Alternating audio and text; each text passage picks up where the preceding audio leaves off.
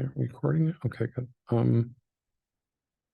Well, good morning, everybody. It's the 7th of September, and we have this is the third week of classes, and right now, as we wrap things up, we have the platform in place, and we want to start moving into not only web design, but also how you use image editors like Photoshop and GIMP. I just want to say everybody's done a pretty good job of getting their sites online. And for those of you here in section 1, I'll be doing attendance midway towards the end of the class. So it's okay. So if just to get ready to start in, go ahead and open up GIMP on if you have your laptop with you and you have GIMP, go ahead and open that up. I do want to point out that it's not that hard to get some of these things going. One, not only the quality of the pictures, but also the structure I thought was really interesting. So Elizabeth, can you tell us about, you basically got a template that had these photo slots in it. Is that correct? Or did you create them yourself, or how did you do it?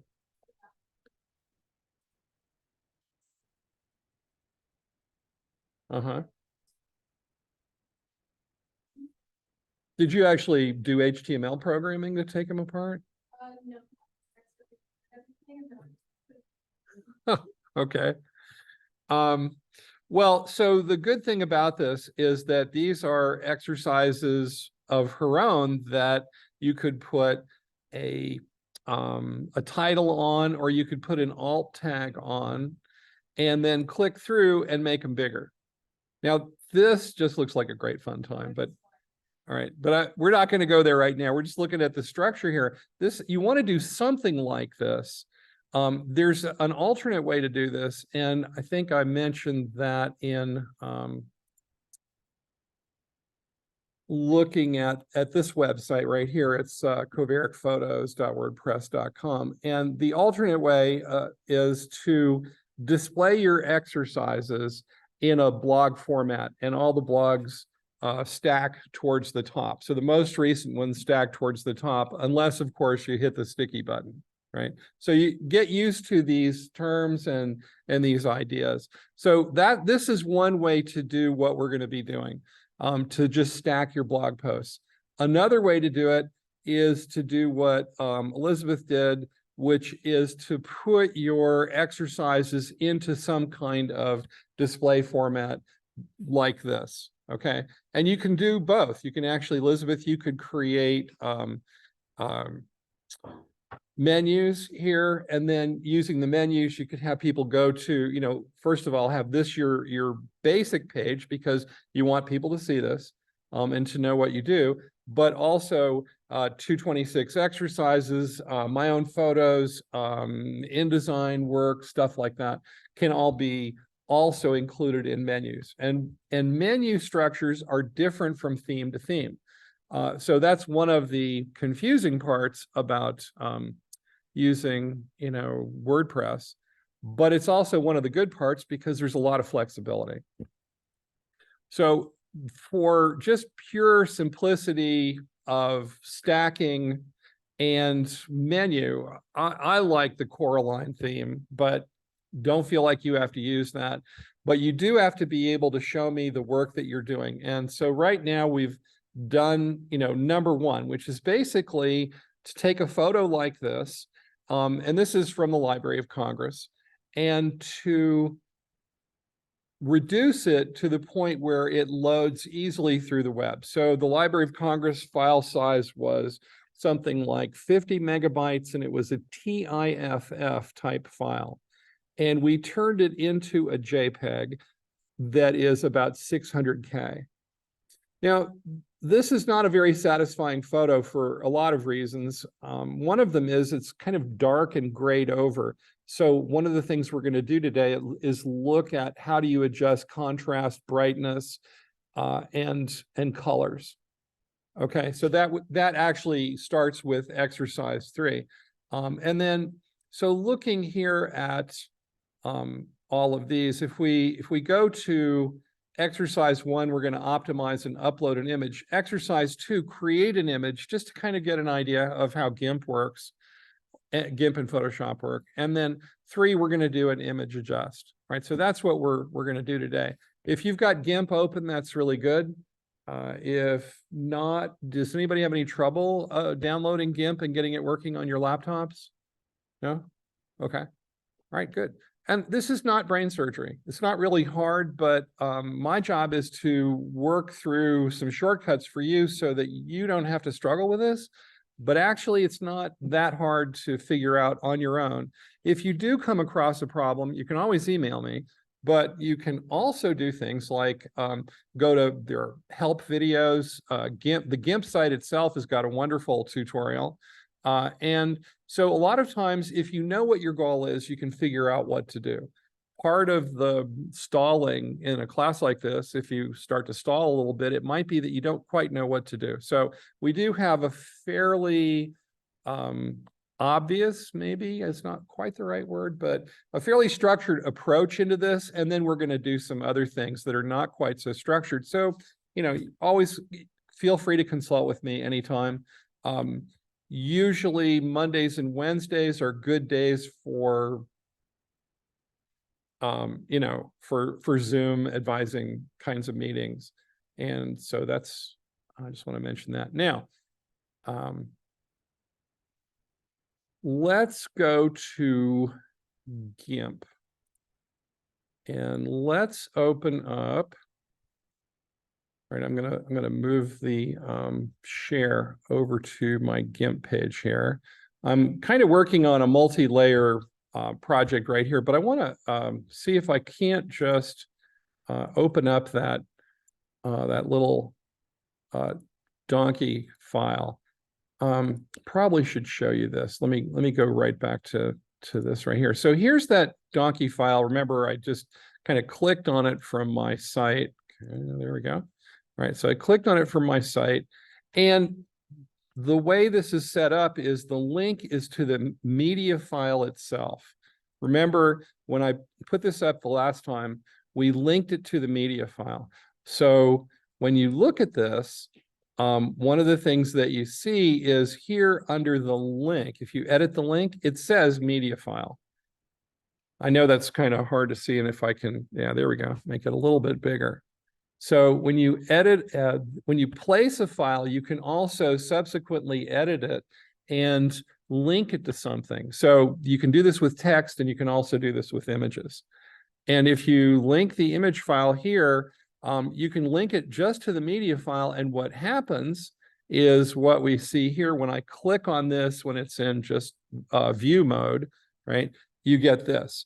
Now, you can take a mouse with a a double mouse, or you can hold down your command key with a single mouse. Sometimes the Macs are single mice, and get this dialog, or this little menu. All right, and I'm going to save this image. So this is how you pick up an image from the instruction site from 2.3 and 2.4 and 2.5 on the website. You can just pick this up by right-clicking on the image, and you can save the image. Just save it to your desktop maybe, so it's easy to get to. So now I've got Mr. Donkey. Now remember, this is a low-res version. It's only 223K, but I did download it as a TIFF that was like 50 megabytes or something. So it is going to be a little grainy, but that's fine. And I'm going to switch back over to GIMP now. And I'll go ahead and open that up because I just put it on my desktop. And that's how you would do that. Just go ahead and put it on your desktop that way. And come on, there's Donkey. Okay, and it's a ping. Now, a ping is just like a JPEG, but it was developed from a different group, and it has advantages. It's more secure than JPEGs. So we'll open that up, and there it is. Now, what I want to do to this, first of all, let's zoom in a little bit. So I'm going to use the zoom tool. There we go. And notice that it's really it's almost like somebody put a gray filter over it. It's not very bright. So I'm going to go to this colors menu here up at the top of GIMP. Now, Photoshop has this too, but it's done a different way. It's like adjust image. But go to the colors menu and we're going to go to levels. All right, so what is the levels is different from brightness and contrast because you can see what we call a histogram. And that's this little white mountain right here, and it's got a big peak. This histogram shows us graphically the distribution of color within the picture.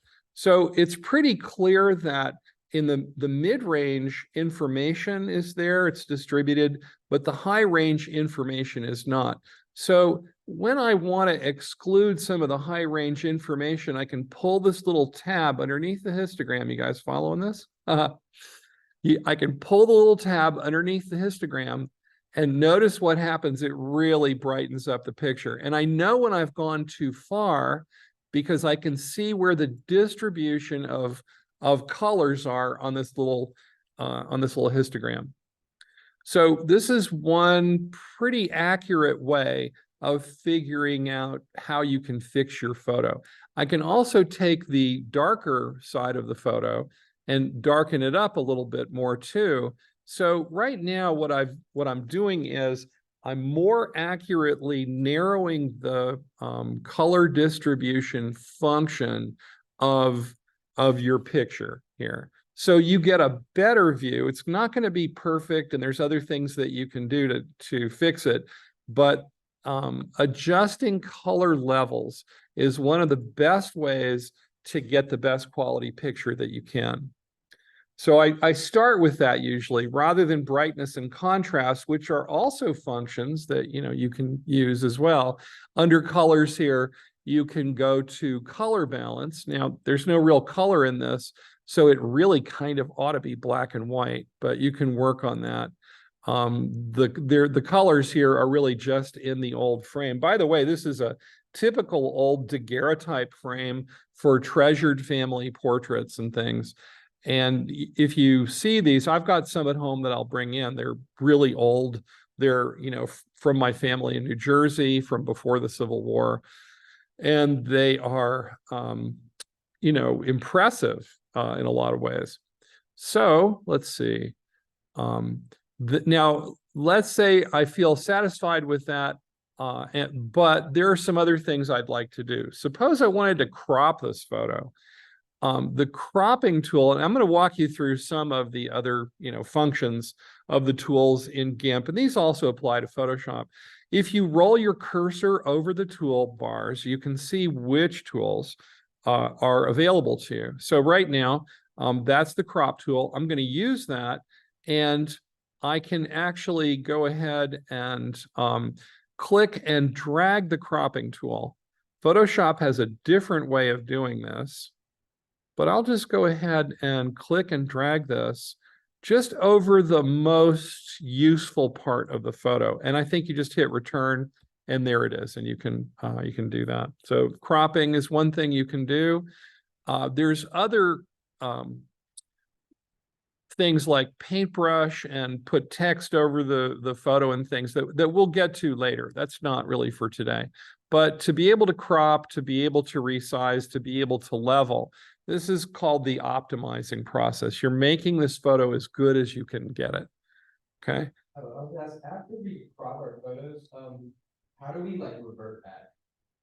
So actually, one thing you can do to revert back is you can do a save as operation, which means you're saving your current version, which means you're not overwriting your older version. There's another way to do it. If you just don't like anything that you've done so far, you can revert.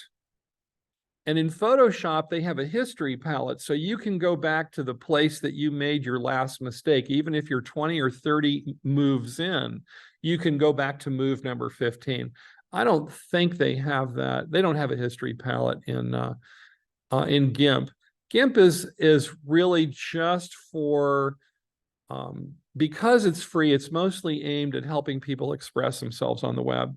It's kind of very light as far as its ability to do professional photographic work. But that's what all I wanted to show you here. There are some ways to adjust this sections of this photo even further.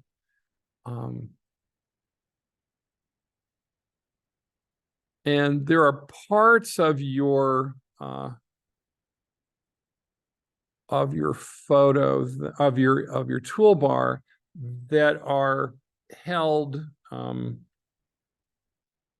in mini menus underneath each of the tools.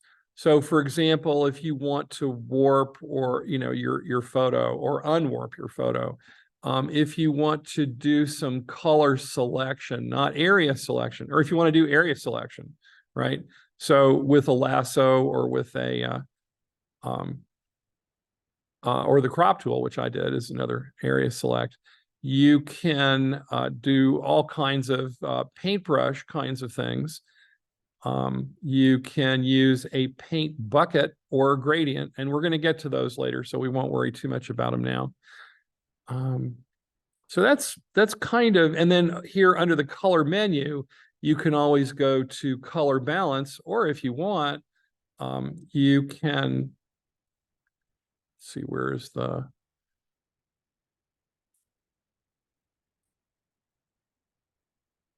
in Photoshop, it's pretty easy to figure out how to do this. But what I'm thinking is I should probably just turn this into a black and white photo, because the sepia tone here, although it's nice and nostalgic, doesn't really help me very much. There are other filters that you can use too. You can enhance your noise reduction, things like that. And you can experiment with these. We're not going to actually go into them on a on a step-by-step basis, because they're pretty obvious, the filters here, that you can make, glass tile, or you can liquefy, or you can make it look like a photocopy, for example. That's terrible. Who would want to do that except for some artistic reason, right? So these filters are not that important to learn in detail right now, but it's the process that you want to learn. So reduce the size, crop, make sure that your levels are adjusted, and then save in a format that you can upload to the web. So those formats are JPEG and PNG. And when we're working with GIMP, we just go ahead and do a save as, and then I'm going to call this donkey, .xcf? No. I shouldn't call it XCF. Why is that? Anybody know? Yes, exactly. That's the working file. Thank you. Yes, it's just the GIMP working file. It's sometimes called native format or master format. A lot of that sort of language is changing because it's uncomfortable in the modern era. So a lot of times what we'll talk about is a child, rather a parent page or a child page rather than a master page, that sort of thing, right? In InDesign, for example, they've stopped using the word master page. They're parent pages. And it's a little confusing. You think, what's a parent page supposed to be? It's obviously what a master page is, but they're not comfortable with that language anymore. So we'll just go ahead and save this. It's not an XCF. What you need to do, and it's a little bit unusual, is just type in .png, or you can type in .jpg, JPEG. And I'll just type in JPEG here, and we'll save it as a JPEG. Why? Okay, the given file name can't be used for saving. You can use this dialog box. It actually, what it's telling me is that it wants me to export this, not do a save as. All right, I don't mind. Let's go to File, Export, and again, here it's ready to export out as a PNG, so I'll just go with that. Okay. And let's go ahead and hit export. So this would be not only good for number one, but it's the same process we're going to use for exercise number 3. Now, if we go to exercise number 3 on the digital imaging page, I actually want everybody to go ahead and use this same exercise file. And what I'm doing here, let me just show you the file. This is exercise 2.3, basic adjustments for Berlin. The story is, this is a photo I took in Berlin on a boat in the Spree River, and that's the great cathedral of Berlin looking down over the river. To our sides in this photo, now I'm going to save this image onto my desktop for right now. Okay. To our sides on this photo are canal walls with machine gun bullets from World War II still there. So this is one of the last defenses of the Nazi regime as the Russians were taking over the city. So let's now go back to GIMP. And here in GIMP, I'm going to open up that picture of the canal with the from the boat. Okay, so open, and I should see Berlin. There it is. I'm going to open it up, and you can see how very, very bad this photo appears to be. I mean, let's see. Let's go back. Shoot. Sorry, I went in too far.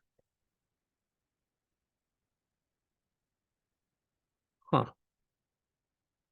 Oh, I see. I went in way too far. There we go. So there's the photo, and it's very dark.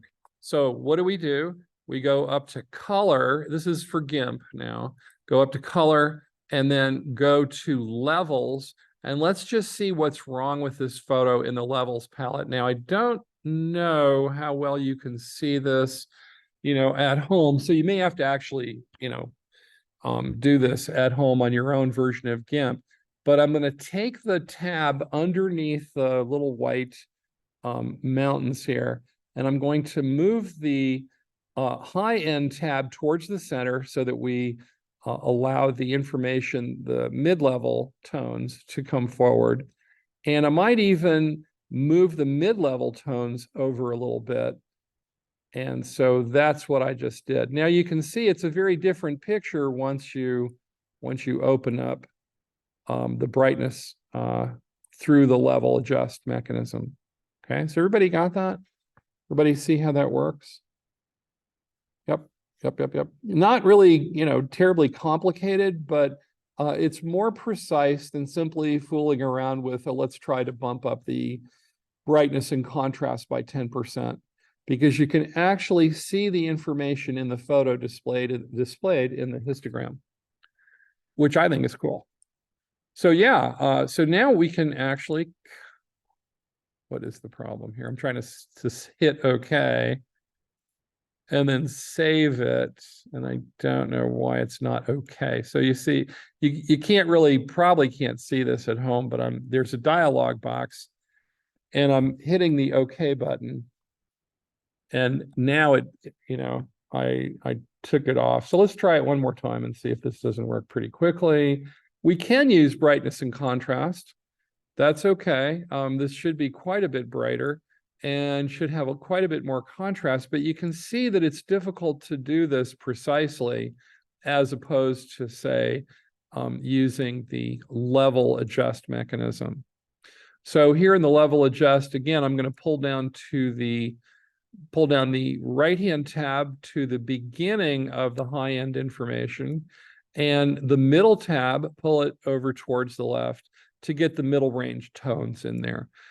So that should be fine. Yeah, now it hit OK. Don't know why it wasn't before. You can see it's a little fuzzy. That's because this has been well used.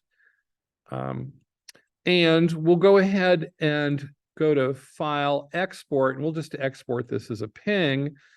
And you could put your name on it at this point. Now, it says don't put that same one down there. That's fine. Let's do like Berlin and then your name. And your NAME, not your name, but rather put your name in after Berlin and then PNG, and go ahead and hit the export button. And then we'll go ahead and upload that to our file. So when we look at, for example, our websites, what we'll do is, and I just want to walk you through this again. Let me change the share button here. So we're back to the basic website. and I'm going to go to my dashboard, and I'm going to upload create a new post. And what this would look like would be exercise 2.3 Berlin, and we'll just add the photo. So here's the image, and we'll upload that photo that we just did, Berlin yourname.ping. And there it is. And we go ahead and publish that page. Sometimes you have to hit the publish button twice. It wants to know, are you really sure? Yes, really sure. So let's see what this looks like on the demo site.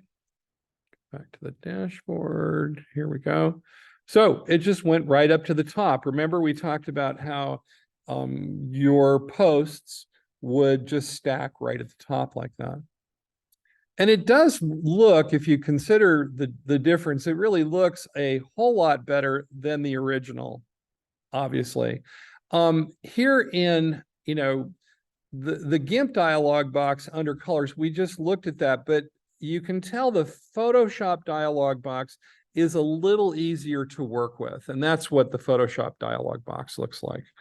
It's just, it's a bigger histogram that gives you a little bit more space, but that's, quite a small price to pay if you've got a free application compared to something that's pretty expensive, right? Now, in between, you might remember that these are, 2.1, 2.2, 2.3. We haven't really done 2.2 yet, so I want to walk you guys through that. There is a video of this. Make a new file and a GIMP, and in GIMP, we're going to create a new file, perhaps 5x5 with 72 pixels per inch resolution, and we're going to put a couple of colors, into a shape tool or into shapes, and just save that. So it's not hard to do, but it's a little fussy, difficult in a certain way. So we'll go ahead and change over to GIMP here again, and we'll just open up a brand new GIMP file. So new. And it'll ask me, what size do I want this? And I'm not as familiar with pixels per se. I want something that's maybe 5 inches by 5 inches. And I don't need a 300 pixel per inch color, but it looks like it's going to give me that until I figure out what I really want. So that's fine. So here's a 5x5. That's the size of a CD jewel case, by the way. And we might come back to that size later on if it's useful. But all I want to do here is show you that there are bunches of colors that are available to you. And first of all, you can change the colors by clicking on the color picker, and that's part of the toolbar here. So let's say I want to create a red circle. So now I've got red in the foreground. And what I have to do is pick a shape, and I'll make an elliptical shape here. And what should happen is, okay, so I've got my elliptical shape up there, but now I need to take my paint bucket and click on the shape I can't really see very well. I could click it on the outside of it. It doesn't really want to do, it will only do it on the shape that's already there. So suppose I wanted to put in a blue rectangle. I would pick the color blue, okay? And now that's in the foreground. And then I would get a rectangle. I would select a rectangular shape and go ahead and put that over the red shape. And now take the paint bucket and pour the blue into that. Here we have an interesting problem. Okay, it's not much of a problem, but it's not all that interesting, I suppose. But we have both of these shapes on one layer. And the way that Photoshop and GIMP work, best is you can create new layers for each particular thing. What if I wanted that blue shape to be on top of the red layer? There is a layer adjust, or there is a placement command, but I don't usually use it, so I'm not entirely sure where it is. I don't really think it's all that useful in that sense. You know, it's like, so it's alignment. What should go where? Let's take a different view of this, and we'll create a brand new layer first of all. So you just click on the layers palette at the bottom, there's a plus sign. And now on the new layer, you make sure it's highlighted by clicking on the new layer. Now I can go ahead and create a rectangular shape and go ahead, use the bucket tool and put the blue shape over it. Well, the boss doesn't like the blue shape, so now I've got to go back and put the red shape on top, but aha, I've done it the easy way.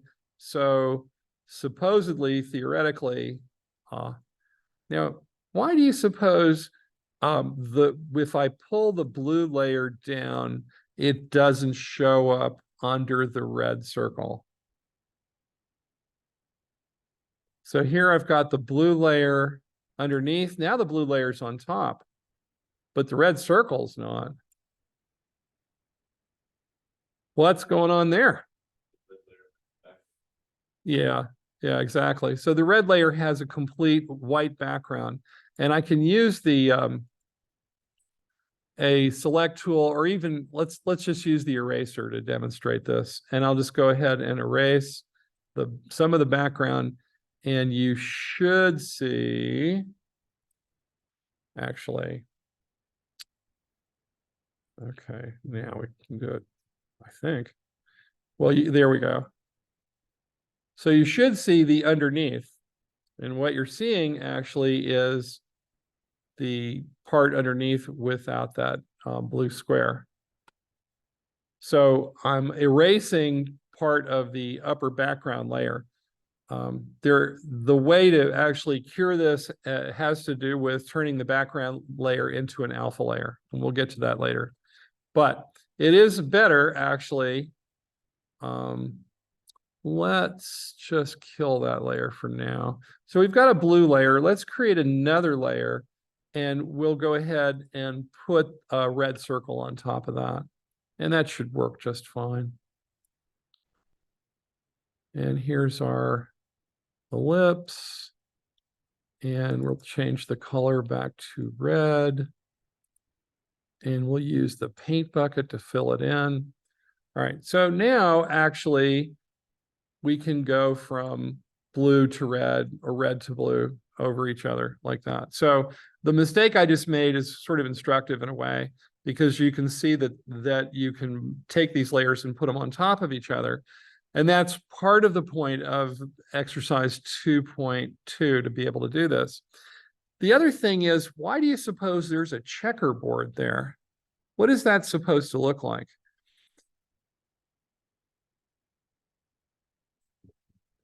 Yeah, it is. It's transparency. But why? Why a checkerboard pattern? So you know when you're driving along and you've got polarized sunglasses on, and you look in your rear view mirror, and your rear view mirror is also polarized? That's the effect that they're trying to tell you about. This sort of double polarization. So that checkerboard pattern, that light gray checkerboard pattern, is what you see when parts of your image are transparent and available underneath. Now, let's say we really loved that white background, but we can sort of,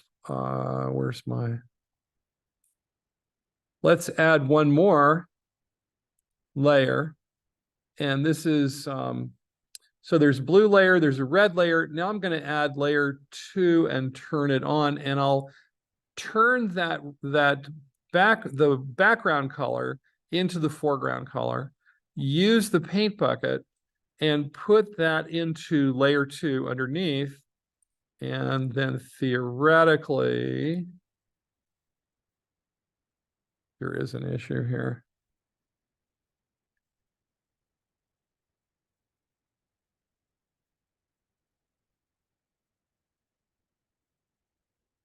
No. Okay, well, we're going to let it go at that, because when you export this, it will turn into your background color will be the color that's used here when you do this. So there. So you can remove the alpha channel. So alpha, let me explain alpha just in very, very brief terms. The alpha channel is the 4th channel. So when we have RGB color, we have red, green, and blue, and these are the 3 channels that we use in projected media. So our projected media is RGB media. Televisions, film, when it's projected, also has 3 layers. It's RGB. And so here we have 8-bit processing. So 3 layers that are processed 8 bits per layer. That's only 24 bits. And yet we're using 32-bit processing chips, right? So that last 8 bits is a 4th channel, and that's what controls transparency. So that's called the alpha channel that controls transparency. If I want this white layer to be transparent, I would add an alpha, I would turn it into an alpha channel.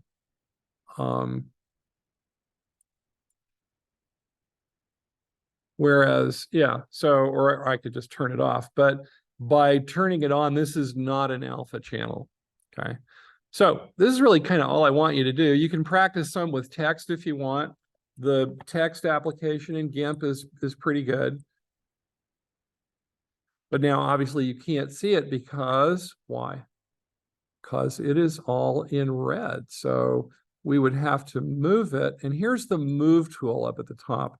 So let's go ahead and move this text rather than everything else. Let's go ahead and so click on that layer, use the move tool, move the text, and it's all right. Sometimes you just have to actually just nail everything down by locking the layers. Still not locking up. Come on, text.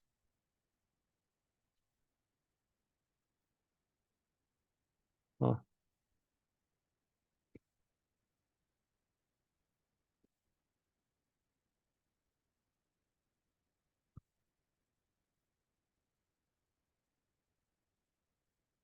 Yeah, theoretically, everything but the text moving is not what I'm trying to do. I'm just trying to move the text, right? Why is that? So I know that I'm in the right channel. There we go. All right. It's working now. You have to, it's fussy, so you have to grab it in the right place a lot of times. So I was grabbing it on the edges, and I think this had to be grabbed in the middle. But in any event, the text function is usually pretty trustworthy and useful. To change the text, remember, it's got to be highlighted. So now we've got it, highlighted, and we could change the size. So let's make it bigger. Okay, and we can change the color. So let's make it green. And you notice that each of the letters is inside its own little box. So when you save this, you basically are rasterizing it. In other words, you're freezing these and you can't go back into that box. So let's say I export this as a GIMP. I'm sorry, as a ping. I'll just go to export ping, and you'll see what I'm talking about here. So this is, we'll just call it exercise 2.1 and dot ping. Okay, we'll go ahead and export that. And then when we open up the export,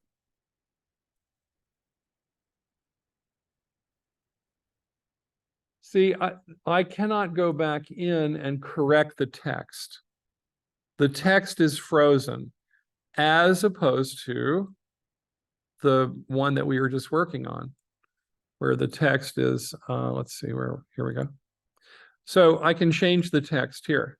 So instead of text, I could say next, right? Now, obviously it didn't give me my big green one. So I have to, but all of these elements are inside their own little boxes.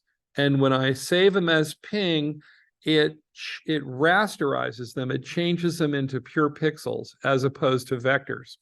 So a vector is a mathematical description of what's on your screen.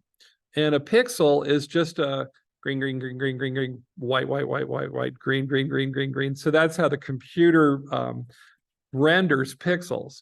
But to render text that can be adjusted, it uses a vector application. So there's lots of basic math behind that function. Okay.